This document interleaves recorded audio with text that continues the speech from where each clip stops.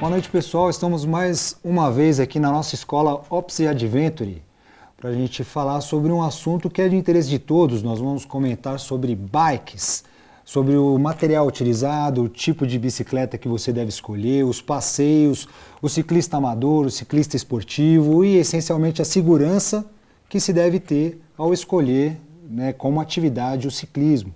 Tenho dois convidados aqui renomados na nossa cidade. Aqui em Santo André, muito conhecida é a Renata Pérez, que ela organiza um grupo de ciclistas que começou a crescer tanto que a família não cabe mais numa mesa de pizza, né? Então, graças a Deus, é um trabalho notório que nos fez trazê-la para falar um pouco sobre essa atividade. E nós temos aqui o Didi, que está também dentro dessa mesma concepção, agregando, trazendo uma família de ciclistas. Cada vez mais as pessoas procuram, né, com trabalho, né, aqui no ABC também, correto? Isso, correto, exatamente. Então, seria um segundo grupo, um outro grupo, mas os dois acabam interagindo, correto? Isso mesmo. Então é um prazer, muito obrigado por vocês estarem presentes aqui com a gente. Né? Espero que vocês nos levem para pedalar por esse programa aí e que traga muitos interessados na atividade, né? Porque hoje qualidade de vida é essencial para que a gente consiga melhorar até as condições da nossa própria cidade, né? Excelente. Então, vou começar com você, Renata. Conta pra gente um pouco como foi o seu interesse, quando que surgiu seu desejo de pedalar, se tornou um vício, né? O que você sentiu, a sua motivação? Conta um pouco da sua história pra gente. Então, eu comecei a gostar mesmo da bike. Eu fui para Uberlândia, na casa da minha irmã, e o meu cunhado estava pedalando muito. E essa paixão que ele tem pela bicicleta acabou passando para mim. E quando eu voltei de Uberlândia, eu cheguei na minha casa, eu falei, vou comprar uma bicicleta. Cheguei, pesquisei na internet, nem sabia escolher direito a bike, e acabei comprando a minha primeira bicicleta pela internet. E aí comecei a pedalar, comecei a conhecer as pessoas da bike, fui me apaixonando e tô até hoje, assim, faz uns 3 anos já e não largo nunca mais. A bicicleta, assim, é a minha maior paixão. Então foi há 3 anos em Uberlândia. Isso, há 3 anos atrás em Uberlândia. Você descobriu que existe pedal e começou, naquele momento, seu interesse pelo ciclismo e acabou agregando uma família enorme, né? Porque hoje a gente vê você com diversas pessoas aí pedalando pela cidade, né? Muito bacana. E você, Didi, conta um pouco da sua história. Quando que surgiu o seu interesse? Há quanto tempo você pedala? O meu interesse, né? Eu comecei praticamente quando era criança ainda.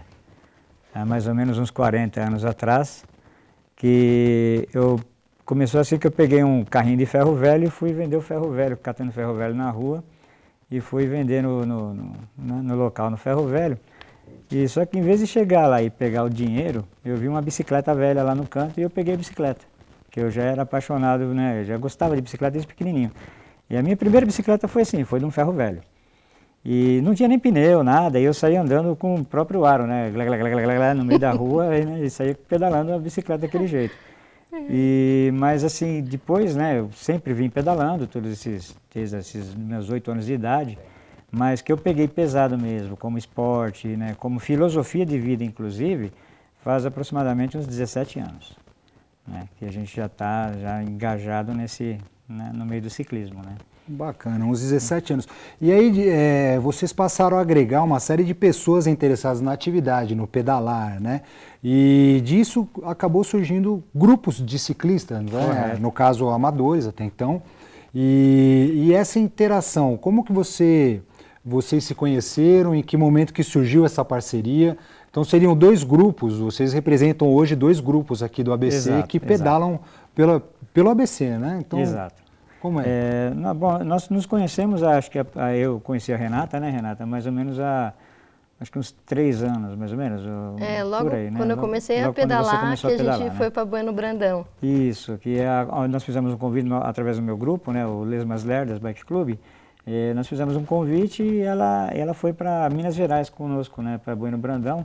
E ali nós nos conhecemos e de lá a gente vem tendo esse flerte, né, vamos dizer assim, né? Bacana. E como eu pertenço a um grupo determinado, né, que é o Lesmas Lerdas, e a Renata, ela no Pedal Santo André. E desculpa, qualquer pergunta. Não, então vocês representam cada um grupo, Sim, certo? cada um então grupo, o seu exato. grupo, Lesmas Lerdas Isso, Lesmas e Lerdas. O meu é o Pedal Santo André. Pedal Santo André. Exato. Vocês têm uma sede própria ou simplesmente interagem ali com o pessoal, se reúnem nos espaços públicos e saem? Como que... No caso a sede seria virtualmente, né? Seria Certo. pelo virtual a sede, mas assim nós Mas vocês separam a região? Você diz de São Caetano, onde você iniciou, você em Santo André, é Os isso? dois são em Santo André. Os dois se iniciaram em Santo André. Só para você ter uma ideia, quando eu comecei a pedalar, os Lesmas já existia. Certo. E o pedal Mas como eles estavam muito devagar, aí surgiu o Pedal Santo André. Pelo contrário, é completamente diferente, não tem nada a ver com o nome. Então tá certo. Então assim, eu comecei a pedalar, eles já existiam.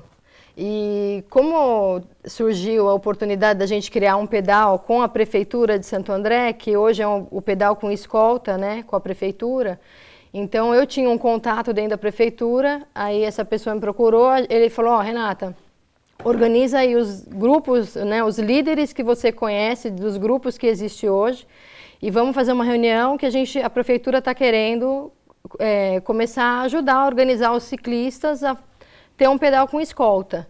Então, na época, isso já quase 2 anos atrás, eu já chamei o Didi para ele participar dessa primeira reunião, piloto, para organizar esse pedal da Prefeitura. Então, até então, o Pedal Santo André não existia. Certo. Os Lesmas, sim, entendeu? Só para você ver que esse Pedal Santo André fez aniversário de 1 ano agora. Certo. Então, os Lesmas, aí a gente chamou o Urban, que é um grupo de São Bernardo. Então, assim, a partir daí surgiu o pedal da Prefeitura e depois do pedal da Prefeitura que surgiu o Pedal Santo André. Entendi. Então, hoje você compilou, você acabou agregando uma série de interessados na atividade que te procuram para poder fazer parte do seu grupo, Pedal Santo André. Isso. E os Lesmas acabam compondo, porque quando vocês saem os dois grupos, e às vezes o Urban também, né? Eu já vi vocês todos juntos na verdade, em alguma assim, atividade, não? Os eventos a gente posta no Facebook. Então, geralmente é na região do ABC. Só que às vezes a gente vai pedalar fora também, né? Sim. A gente organiza uma trilha em Cabreúva, ou às vezes vai para Atibaia. Então a gente não fica limitado só à região aqui de Santo André do ABC. A gente organiza pedais fora da região. Então às vezes o Didi posta lá, gente, Facebook, os Lesmas está organizando uma trilha em Bueno Brandão, que foi a que eu fui a primeira vez. Então, assim, mesmo sendo de um outro grupo, a gente é uma família, Sim. é família de ciclistas, né? E todos estão unidos por um prazer comum, que é a bike, que é pedalar, e a gente, assim, se diverte muito, não é só a bicicleta, né? A gente acaba fazendo uma amizade muito boa, assim, sabe? Eu tenho um carinho pelo Didi enorme, assim, ele sabe o tanto que eu adoro ele. Então, assim, tem, é claro, algumas rixinhas, assim, umas bobeirinhas, mas não entre a gente. Ah, sim. Entendeu? Bacana. Entre os dirigentes isso não existe. Graças a Deus, né? Porque toda família tem isso, né? Se os irmãos não se pegarem, não são irmãos, faz parte. Aí começa aquela mountain bike é melhor, não, street é melhor. Então vamos entrar nesse contexto. Como o interesse, a procura é maior pelas bicicletas tipo street ou mountain bike? Você pode diferenciar para o público o que é uma, o que é outra, para eles se determinarem a próxima escolha? Ok. No caso, então, o que ocorre muito hoje, vamos dividir em 3, então, seria a street, né, que seria, no caso, a cidade, a mountain bike, que seria a bicicleta para trilhas, né, para andar na terra, e agora também entra muito a speed, que é a velocidade. Sim. Então, os ciclistas hoje eles estão optando muito pela speed. Né? Então, assim, quando a pessoa começa a andar de bicicleta e começa já a chegar a um nível mais elevado no ciclismo, ela já começa também a querer pedalar numa speed. Tá. E existem pessoas que só fazem o ciclismo de estrada, né, no caso com speeds. Existem pessoas que só fazem o ciclismo urbano, né, e existem pessoas que agregam as 3 modalidades, tanto o urbano como a estrada, né, os ciclismos de estrada e também a mountain bike. Né? Entendi. Então, e quando vocês se reúnem, ou quando vocês propõem um evento, é lógico que você tem que individualizar, né? Então, Que tipo de evento que tem saído mais constantemente do forno? Com o pessoal que vai para a estrada ou o pessoal que vai para mountain bike? Como tem sido esse? Não, ambos os eventos são bem difundidos, né? Tanto o estrada tem um público específico e também a mountain bike, né? Seriam as trilhas, também tem um público específico, sendo que o pessoal que faz trilha geralmente gosta muito de estrada também. Certo. E não necessariamente o pessoal que faz trilha, que tem uma mountain bike, a bike é simplesmente preparada só para trilhas. Se você trocar o pneu da bicicleta, você já tem uma bike preparada para uma estrada também, né? Bacana, bacana.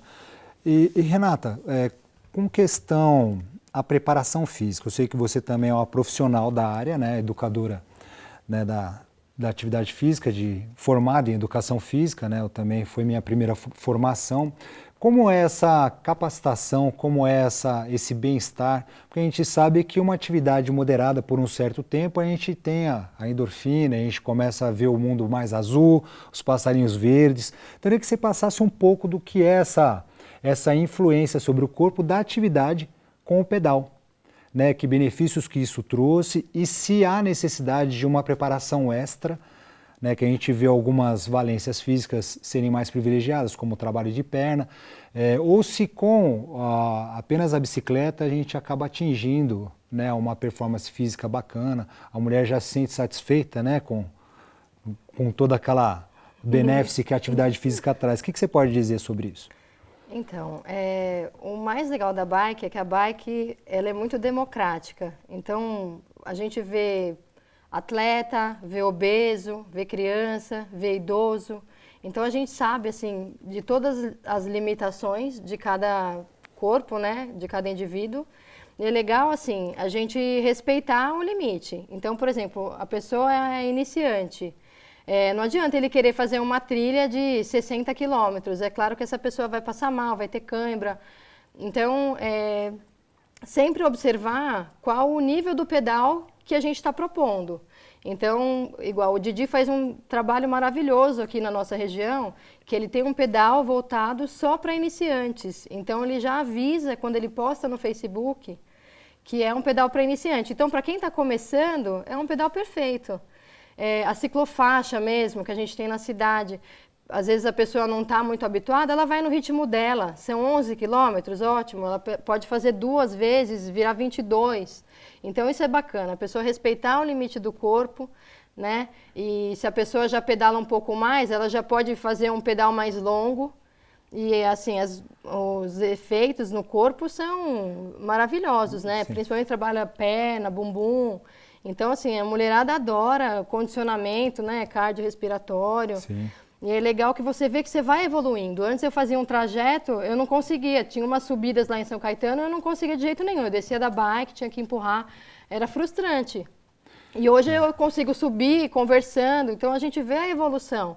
Isso é muito bacana da bike, né? Você pode hoje não estar conseguindo pedalar bem, você começa a treinar e a hora que você vai ver, você já está pedalando 200, 300 quilômetros. E uma coisa que eu percebo bem, assim, é quando você está naquela preguiça, domingo de manhã, sair de casa, tá meio sol, tá meio frio, aí o filho, não, mas poxa, vamos, só dar uma volta. Você começa a dar uma pedaladinha, passou o terceiro, quarto quarteirão, você não quer parar mais. É verdade. Você sai um segundo final de semana, você sai uma segunda ocasião e isso acaba realmente incorporando. Porque quando eu chego em casa, depois de uma pedalada, por mais simples que seja, falando, nossa, o mundo está mais azul, a gente se sente diferente e parece que todo esse colorido, essa interação com a cidade traz o desejo de você percorrer de novo, às vezes até o mesmo circuito e retomar a atividade, porque é bacana, é um bem-estar que só quem pedala vai conhecer. Então a gente faz esse convite, né, para que vocês saiam mesmo de casa,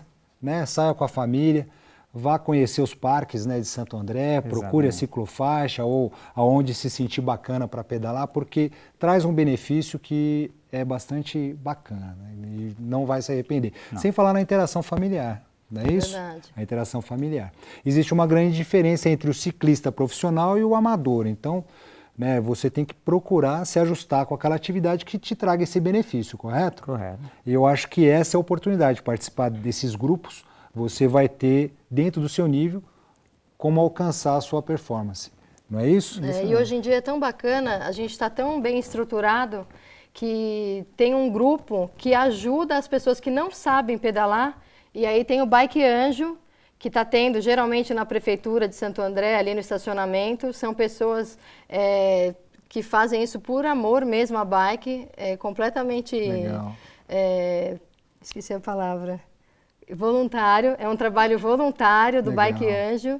E as pessoas vão lá aprender a andar de bicicleta. Então, Bem assim, legal. hoje só não pedala quem não quer. Então é por aí. Você começa, cansou, dá uma paradinha. E por falar em dar uma paradinha, a gente vai fazer um break agora. Fique com a gente. A gente já volta falando sobre as bicicletas e sobre esse trabalho maravilhoso que vocês estão desenvolvendo, ok?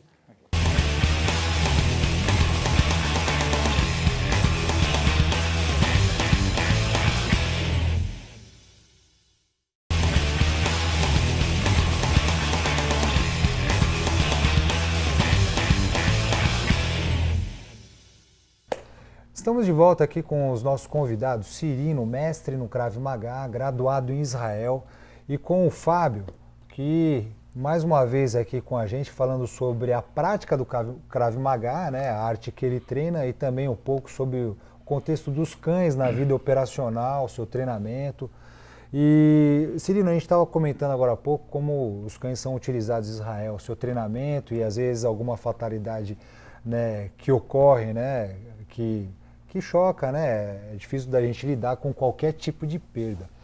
Mas também é costume em Israel, costume não, na verdade a perca, inclusive de familiares, é uma coisa de certa forma aceitável, faz parte de uma estatística onde, infelizmente, numa condição de guerra que eles vivem, eles acabam aceitando com um pouco menos de resistência do que o que nós estamos habituados aqui, né? Desde que haja uma solução tática e, de fato, os bandidos sejam mortos, sejam, né, contidos. Na verdade, a conferência, a forma como eles fazem a abordagem é completamente diferente daquilo que nós vivemos aqui. Queria que você passasse um pouco desse contexto para a gente. Denis, a realidade, como a gente já falou aqui, né, social em Israel e legal é diferente. Então, o que a gente chama taticamente da perda do refém, o dano colateral, lá é mais bem aceito. A população entende melhor quando um refém ou dois acabam sendo vitimados em uma ação em que outros tantos foram salvos, desde que o terrorista tenha sido neutralizado. Isso é mais aceitável lá. Isso é mais digerido. Até porque é uma coisa comum lá, né? Infelizmente. Até pela história do povo de Israel, eles têm uma resiliência maior em relação a perdas. E isso facilita muito o trabalho da polícia lá. Então, se o número de reféns salvos foi muito maior do que o número de reféns perdidos, essa ação é considerada um sucesso. Essa ação é bem aceita, é legalmente amparada, bem aceita pela opinião pública e até pela família do próprio refém que se perdeu.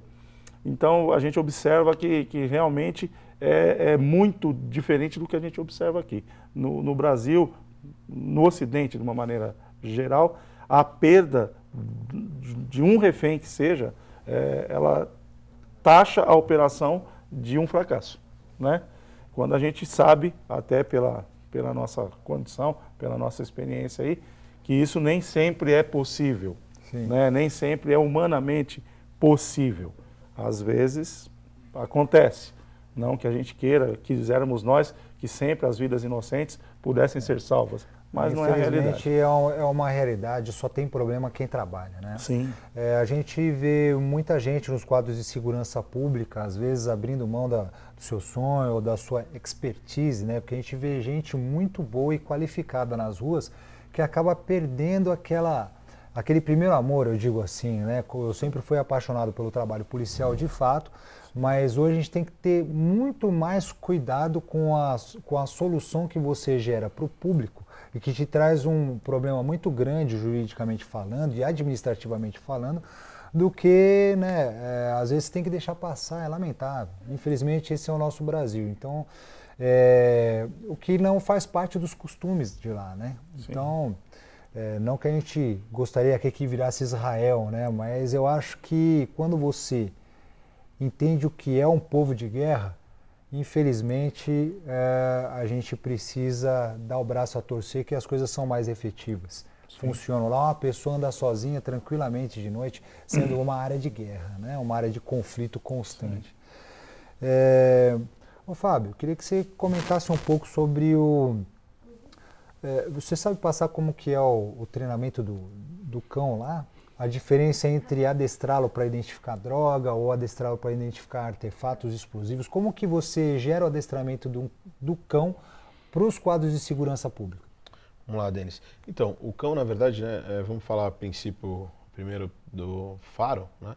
Então, o cão que vai farejar entorpecente é um cão que ele é diferenciado, né, do que as pessoas dizem, o cão é viciado, tal. Não, o cão ele é estimulado a procurar um brinquedo, tá certo?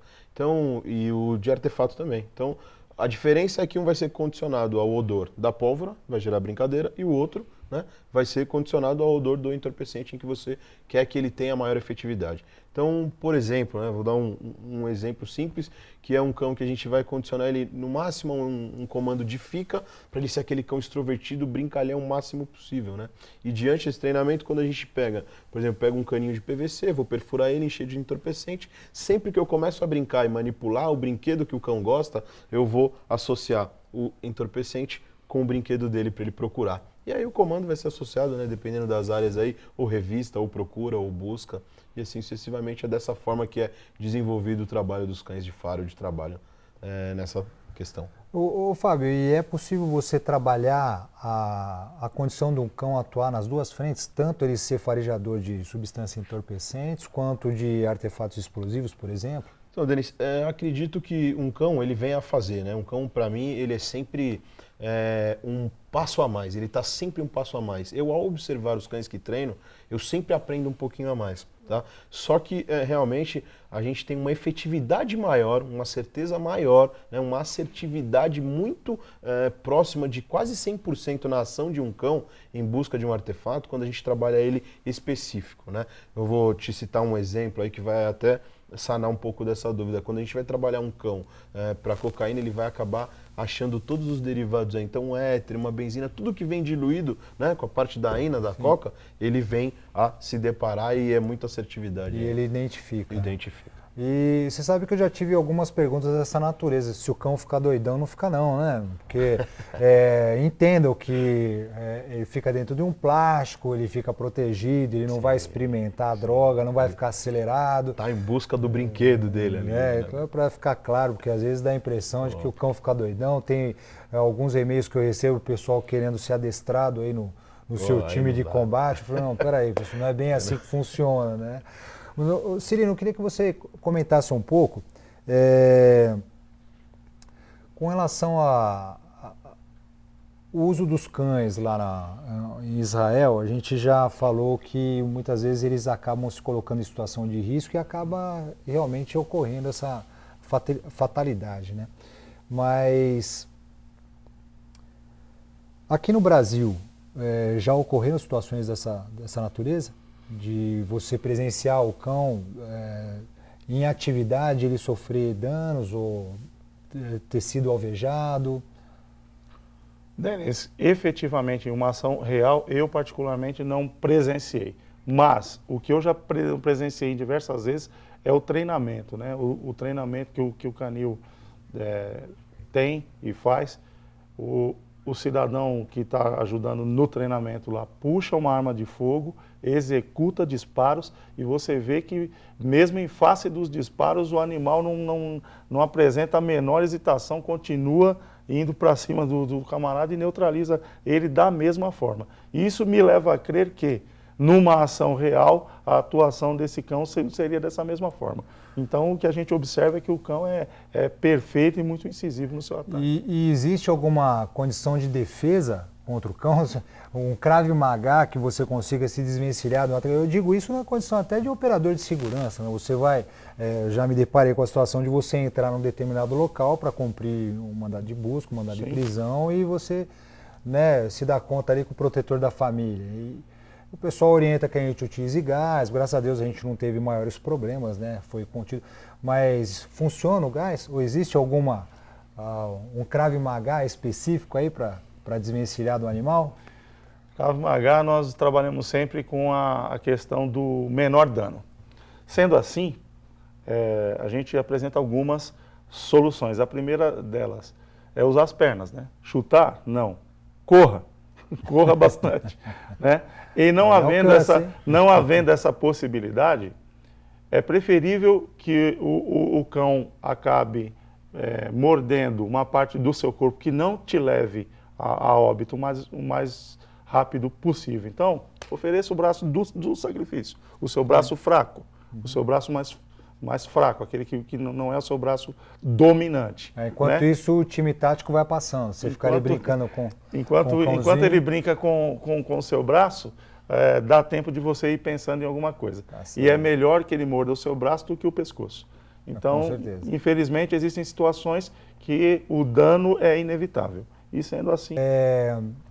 Aproveitando a questão do adestramento dos cães para narcóticos, é engraçado que dificilmente a gente ouve falar da situação de tráfico de entorpecentes em Israel, né? Existe, não existe? Qual é a pena para isso? Por que a gente não ouve falar? Acho que eles estão tão preocupados em preservar a vida que eu acho que o tráfico de drogas... Como que é essa condição lá? Porque hoje é o nosso grande problema, né? Aqui na América Latina, nos Estados Unidos, é o que move toda a condição de crime.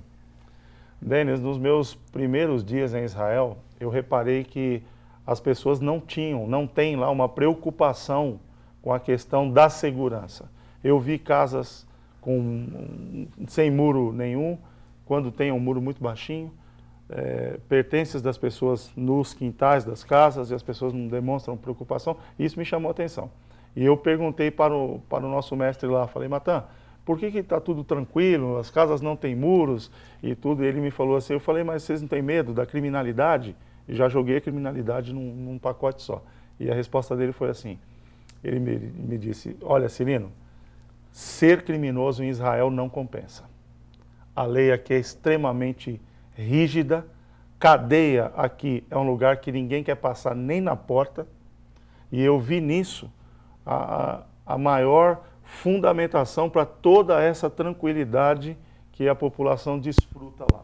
Lá não se tem tempo para pensar no criminoso. Nós temos um inimigo comum, que é muito mais agressivo, muito mais incisivo. Então, a legislação resolve o problema do crime. A punibilidade do crime resolve. Lá, como ele mesmo disse, ninguém quer passar uma temporada na cadeia, porque a cadeia é um lugar horrível lá. Lá não tem, o pessoal não queima colchão, o pessoal não tem essa lá. Lá não tem churrasco na cadeia. Entendi. Não tem. Na cadeia não tem celular, da cadeia não se comanda o crime aqui fora. Cadeia é um lugar ruim para se estar em qualquer nação do Oriente Médio. E sendo assim, a tranquilidade reina, né?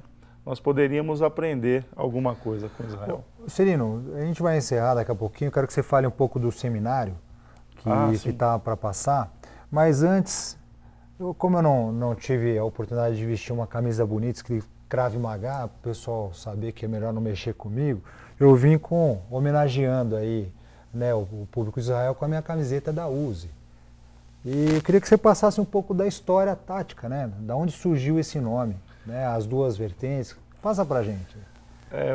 O armamento operacional, aí, no caso a submetralhadora Uzi, de origem israelense, fabricada pela Israeli Military Industries. E o nome Uzi tem duas explicações. Aí lá em Israel eu perguntei isso e diz assim, a primeira é que em hebraico Uzi quer dizer minha força, né? O nome Uzi-El quer dizer Deus, El é minha força, né? E a segunda explicação, que está ligada à primeira, em relação ao nome do projetista, que foi o Major Uzi El-Gal. Então, talvez essas sejam as duas explicações melhores aí. Muito legal. Ô Fábio, você como praticante do Krav Maga, a gente abordou diversos aspectos aí do mundo de Israel, a arte, né, o armamento, porque no final tudo acaba se ligando, né? Surgiu de uma iniciativa militar, né, que traz o interesse público. Tá sabendo que vai ter um seminário aí do mestre dele aqui no Brasil ou não? Certamente, estamos aí no mesmo time, né? Estou realmente bastante ansioso aí para a vinda do Matan, né? Porque ainda não tive o mesmo privilégio, a mesma sorte do Cirino de ter ido em Israel beber na fonte, e então a fonte vai vir até aqui para poder beber um pouquinho dela aí. Então realmente o Matan estará conosco aí em outubro, né? Final de outubro aí e 1 e 2 de novembro, né? Então ele vai estar aí ministrando um seminário aí, os contatos através do site que o Cirino acabou passando para vocês aí. Legal, Cirino, passa sobre o seminário, como que vai ser, a expectativa, data. Sim, nos dias 30 e 31 de outubro, 1 e 2 de novembro, o nosso grande mestre Matan Bochner, quarto dan de Krav Maga e capitão do Exército de Israel, estará no Brasil ministrando um seminário, como eu disse, nesses 4 dias, onde ele fará exames de graduação e estará passando técnicas, inclusive de antiterrorismo, para agentes da lei que estão previstas no segundo dia. Será uma oportunidade ímpar. Poucas vezes nós tivemos mestres de Israel de tamanho quilate, de tamanho conhecimento lá, como o capitão Matan Bochner. Eu quero deixar o convite a todos. As informações poderão ser obtidas no nosso site. No seu site vai ter as informações também, denisferrão.com. Você vai poder estar visualizando. A gente vai deixar um link, vamos preparar. Se não tiver tempo, a gente vai indicar a clientela que tem interesse tanto para o seminário quanto para os cursos. Então, quem tem interesse em conhecer o universo do Krav Maga, em realizar um curso com os nossos mestres, né, um mínimo de 10 alunos, porque ele vai vir atender aqui na nossa cidade de Santo André. Então, entre em contato com a gente.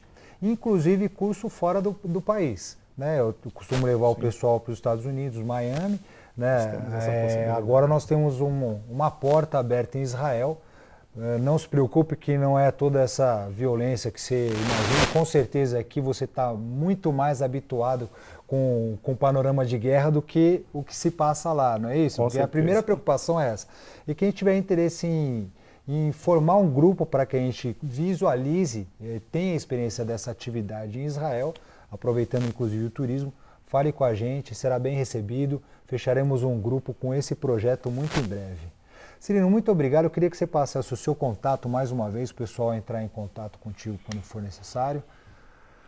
Denis, antes de passar o nosso contato, eu queria te ofertar aí uma camiseta da Liga Paulista de Krav Maga. Tá vendo quem não chora no Mamba?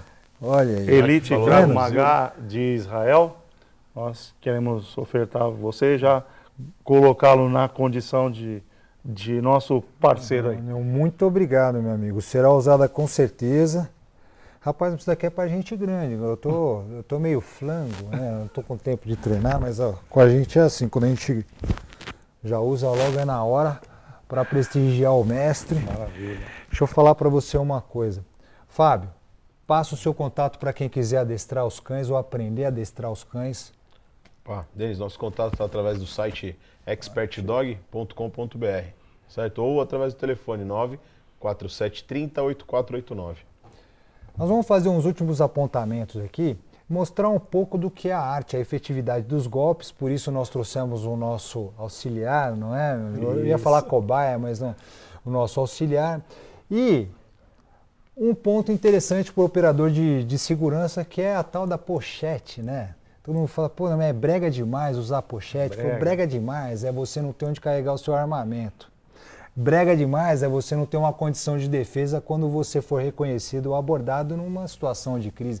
Então, infelizmente, a pochete faz parte do mundo operacional, mas o Cirino, com toda a expertise que ele demonstra, ele vai ensinar como que você efetiva um saque, né, de uma pochete que fica bem dissimulada numa situação de lazer, e um pouquinho dos golpes que a gente pode estar demonstrando para o interessado aí que procura a arte para desenvolver, Perfeito, né, a atividade física.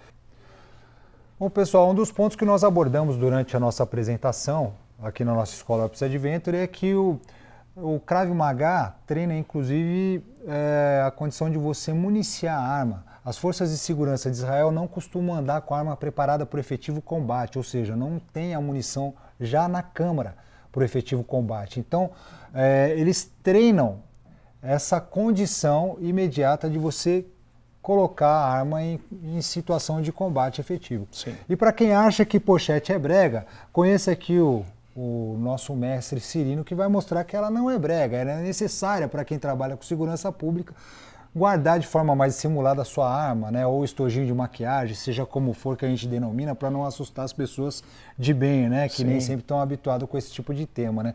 Mas, Cirino, por favor, mostra a condição da sua pochete tática, como que a gente poderia estar utilizando. Bem, o armamento está dentro da pochete. Eu estou numa situação em que minha vestimenta não me permite ocultar a minha arma, então eu vou andar com a pochete e nós vamos ver que o efetivo emprego dela é muito rápido. Ok. E se você tiver ferido, como a gente treinou no curso que a gente fez, se você tiver ferido num dos braços, como que você municia a sua arma? Eu vou fazer o saque, vou municiar no cinto. Ok. Normal. Utilizando uma arma. Isso. Ou na perna. Aí vai fazer inveja pro Pelé. Vai fazer. Então vamos fazer o seguinte, o puxar a arma e apontar é um dos pontos. Agora, na situação inversa, para você desarmar um possível meliante, agressor. eu queria que você demonstrasse, eu vou Tudo sair bem. até de cena para que você tenha mais liberdade. Vamos inverter, Fábio? Você está sofrendo uma ameaça com arma de fogo. Então, simultaneamente, eu vou sair da linha de tiro e segurar a arma dele de uma forma que ele não possa retomar. Vou executar uma manobra distrativa, que é executar 2 golpes na face dele e desarmá-lo. Vou fazer em slow motion primeiro, depois saio e seguro. O detalhe aqui é que eu trago o braço junto, para o caso dele tentar reaver a arma, não haver a possibilidade. Nesse momento eu vou desferir 2 golpes na face dele. Enquanto o cérebro dele administra isso, eu pego a arma por baixo, tiro da mão dele, empurro ele para longe e uso o próprio armamento dele para dominá-lo. Agora na velocidade normal.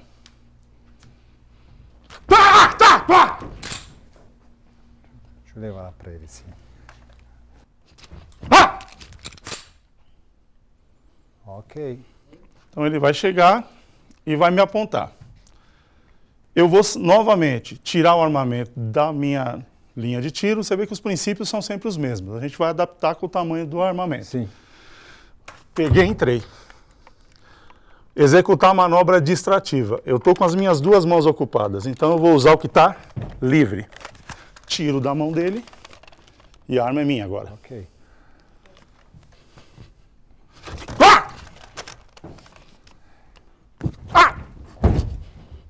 Vai me dar facada, se eu não fizer nada, vai entrar, né? Mas